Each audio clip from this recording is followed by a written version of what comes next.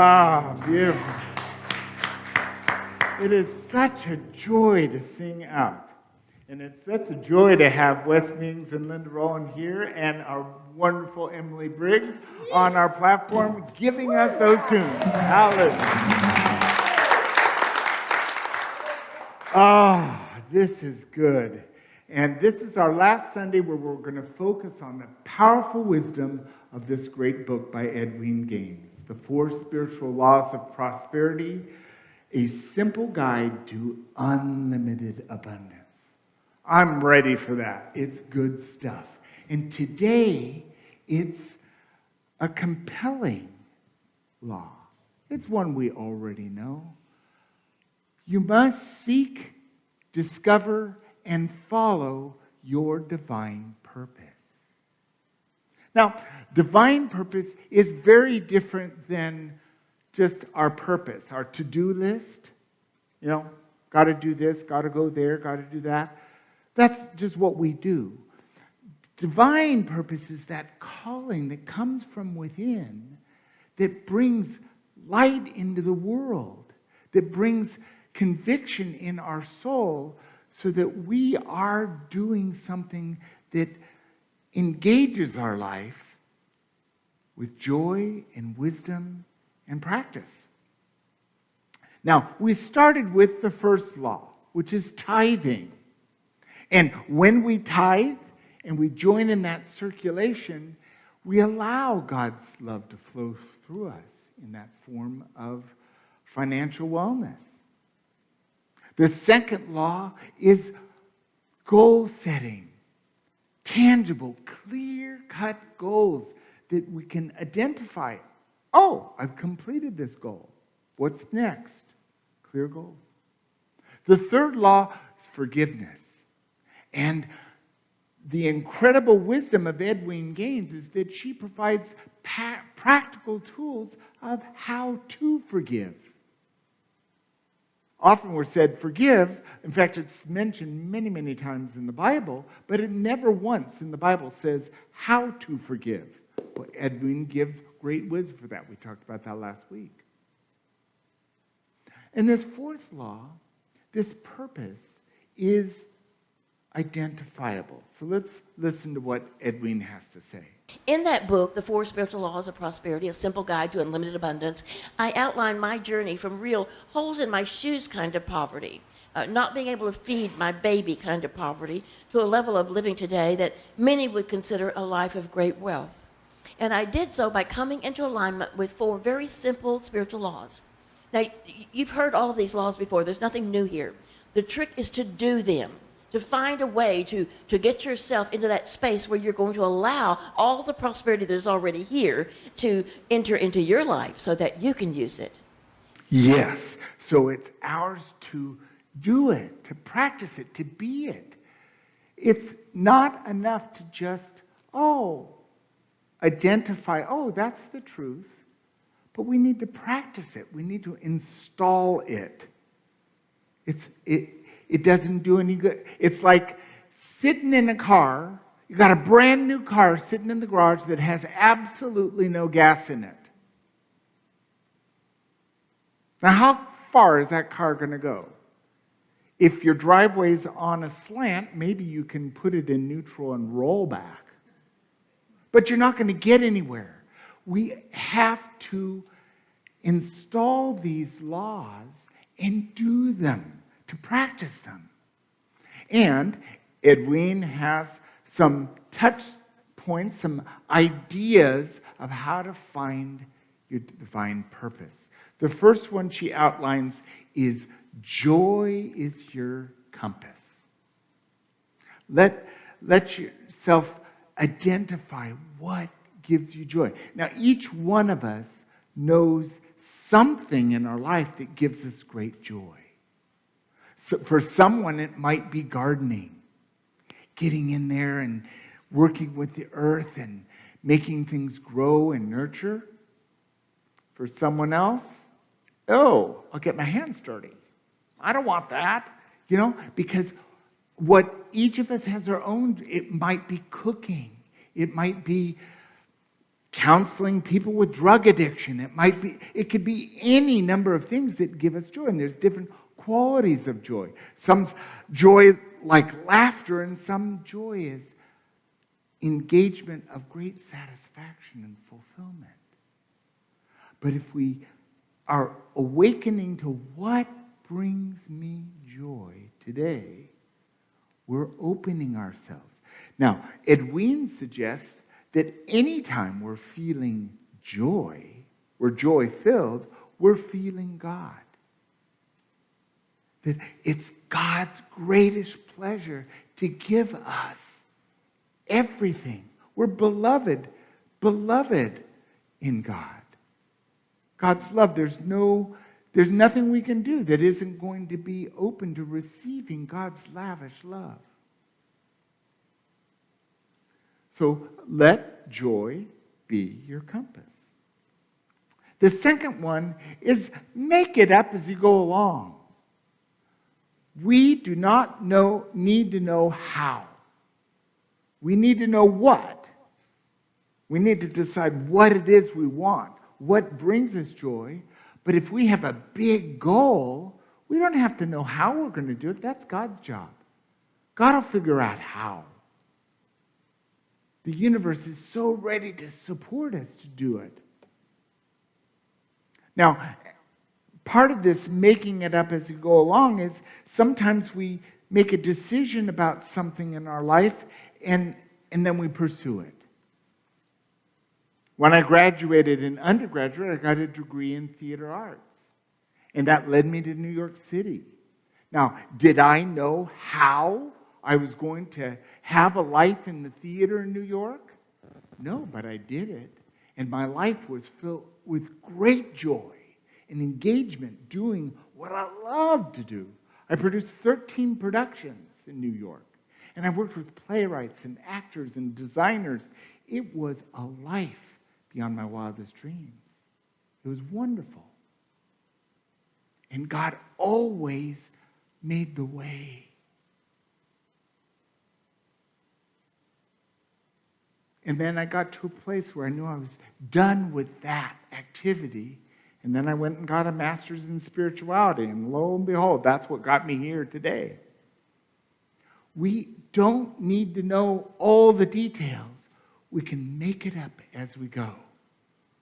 Let's hear what Edwin has to say. What I know now with clarity and with certainty is that when any one of us puts our intention out there, and we make a 100% commitment to that intention, and we make every step a step of impeccability, a step of integrity, then somehow the universe opens up a way where before there was no way. Yes. And it comes from being clear about what we want. Not just guesswork. It's ours to figure out what it is we want. What is our purpose? What calls us to light and love and much joy? Now, this is the next one that's an important thing to take to heart.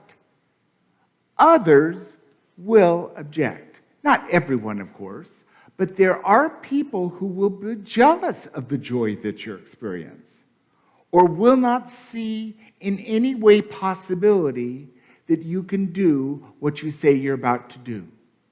There's the naysayers who take great joy in just saying, oh, you won't be able to do that. Oh, the economy is don't start that new business. Do you think my parents were just jumping for joy because I was moving to New York to do the theater? Ha ha ha! Their opinion was not like, this is a good idea. I did it anyway. And I did it. It was great success. Be careful who we share our newfound purpose with. We don't need to stand on the corner and say, this is what I'm all about, unless that's what gives you joy, which might be. The next piece is a really important one. This is living with integrity. That means that our what we do matches what we believe. It means stepping into life where we're firmly committed to what it is we're about. It's quite refreshing to be with someone that's very clear about what they want to do, with no story, no playing games, no telling us half-truth. My sister-in-law, Lynn, she's passed on, was a wonderful, powerful woman. And what was true about her is you always knew what she wanted. She was crystal clear about no wishy-washy of anything. She just, I'll do this, I won't do that. I'll do this. Hey, let's do that. Very clear. So refreshing to be around. I learned from Lynn how powerful it is to just be clear about what it is we want. And then match that. She has a story in the book about if you tell your child you'll pick them up at 5 o'clock after soccer practice and you show up at 5:05, what does that communicate to your child? Probably something more like, I'm more important than you, nana, nana, boo-boo.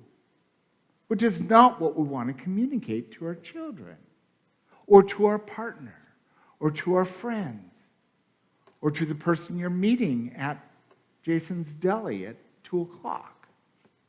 Living in integrity. We know the value of affirmations, and in her book, she has some integrity affirmations, which I'd like to share with you. I always pay attention. Say that. I always pay attention. Being present, being firmly, when someone's speaking, to listen to them fully and then respond. It's very powerful. The next one she says is, I always tell the truth and I tell it quickly. Repeat with me. I always tell the truth and tell it quickly. Sometimes we don't say the truth. Sometimes we're human. Sometimes it happens. We can set an intention that I'm always going to tell the truth. But if we don't say the truth, then tell it quickly. Then, oh, by the way, that answer was not the full truth. My truth is, I don't want to go see that movie. Very powerful. The next one is, I always ask for what I want when I want it. I always ask for what I want when I want it. This is powerful because as soon as we've lived this life a long time. We've all done this journey. And boy, it's great when we finally get clear what it is we want. And then stick with it. And the last one is, I always keep my agreements. I always keep my agreements. Yes, because if we're living in integrity with whatever we've agreed to, then we know who we're going to meet, when we're going to be there, when we're going to do what we say we're going to do. Living in integrity is an important part of our prosperity. Because if we're taking care of ourselves and doing what we say we're going to do, don't you think that God's going to see we're ready to receive more good? Because we're in integrity. And that's a value we can sustain. The last one is make a vision statement. Now, we have this collective vision statement that we read today. There's power in stating what is important to us. And you might write down, and your vision statement might change over time, but you can get clear of what it is you hold for yourself. This gives you operating instructions.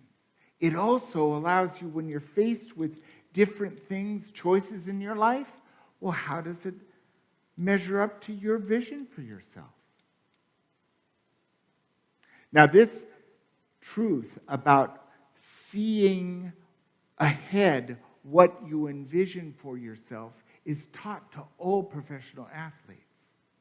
Olympic athletes, those football players and basketball players and soccer players and hockey players are all visioning their goal. They're visioning their goal. They're visioning how they're going to be doing what they do before they do it. Now, the important thing about our divine purpose is it's not done for the means to the end. It's the whole process. We may never achieve all the things that we say we want. I may want to create peace all around me. Peace in my home. Peace in my community. Peace in my city. Now, that's something I can achieve in levels, and I can do great work as I expand to include more people. But will I ever be able to create peace for all? I don't know. But it's a worthy goal to work towards. So all of these give us tools for coming into what it is that brings me joy. What it is to set my intention for the future or for the next 10 years of my life or the next 2 weeks. And in that, we are aligning with wisdom that allows us to actually receive what's already available to us in God.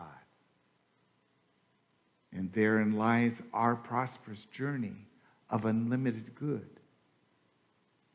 Now, Edwene offers in her book, and I'm offering it to you, a 2-week practice of self-care and integrity. I've put it into the bulletin. It's also going to be up on the website. It's actually one thing per day, and you don't have to do. The first one is day 1, strive for order. So she suggests you choose something to put into order. That might be that kitchen drawer that won't open, or a closet, or balancing your checkbook. Doing one thing, striving for order in your life. And then the next day, take time for solitude. The next day, create beauty. The next day, give yourself a treat. So there's one thing a day, not a huge burden to just do something for self-care and integrity.